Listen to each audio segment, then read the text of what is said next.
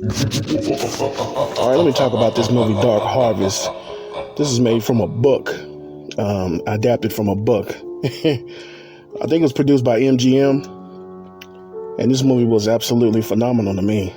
I give this movie a 10 out of 10. One of the best horror movies I've seen in a long time. The cinematography in the movie was great. MGM, they put a lot of money into this movie, and it was wonderful.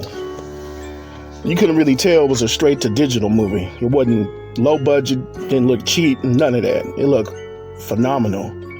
It took place in the 1960s. It's a time period movie. And it was just great. You know, I never read the book, so I really don't know what the book's about, but from the movie, it was phenomenal. The thing that really got me was all the crazy white little dudes in the movie. It looked like it wasn't too many. They didn't show too many women in the movie. They showed this one black girl, but it took place in 1963, I believe, 1962 and 1963. So they had a black girl in there. So I don't know what was going on in that little town, like Bastion, Illinois, I think it was the town name. And that town was ridiculous. So they killing this monster every Halloween so they can have good crops.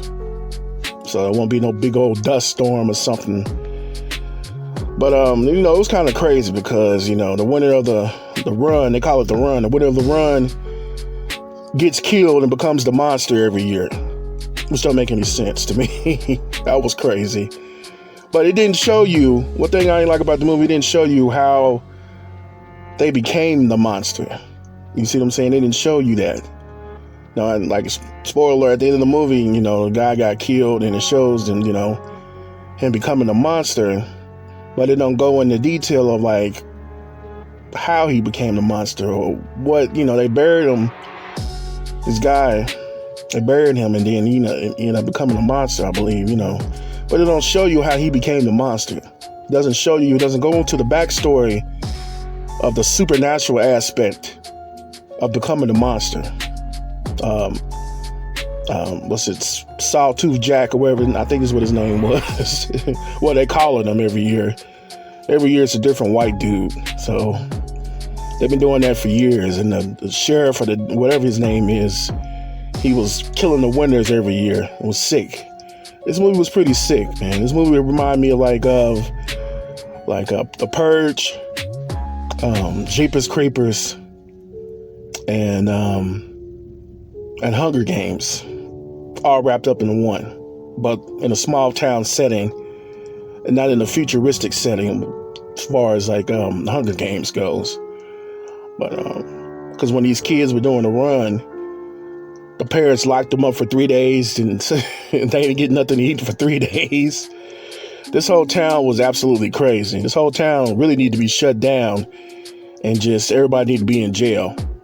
They have some white supremacists running this thing, something guild or something. I forgot the name of it.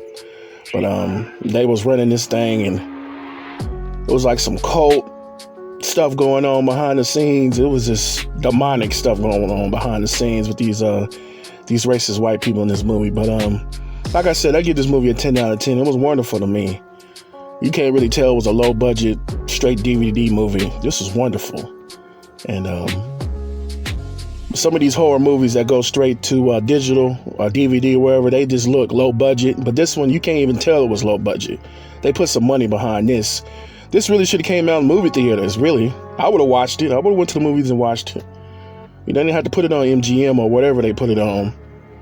I don't know if it's going to be on MGM Plus. But MGM did make this movie, so they did a pretty good job. They did a pretty good job because it went by fast. It was like an hour and 40 minutes. It was a good movie. I really enjoyed it. I can watch it. I can see myself watching it again. And, I need to read the book to get the better aspect of it. But the movie adaptation was great.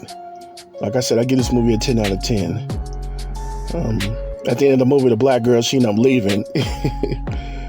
And they made it seem like can't nobody leave that town.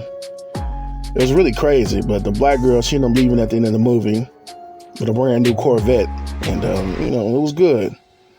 It was good, I'm sitting here thinking there was like some mythological stuff going on with this town, but there wasn't nothing really going on with that town. It was just, I don't know if these people doing some make-believe stuff or what's going on with that town, but that town is very messed up, and you could get away with a lot of things back in the 60s, and you can't get away with now.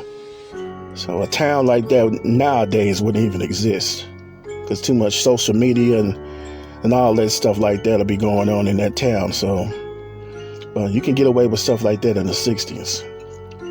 But if they do make another movie, that'd be cool. I can see myself watching a sequel to this, but be honest with you, they really need to leave it alone. This one is a good movie. It's gonna be a cult classic, and it's a good movie to watch every Halloween. But it's been Mo the God King. All hail to the God King. Church Tabernacle Preach. I'm the best there was, the best there is, and the best there ever will be. Holla.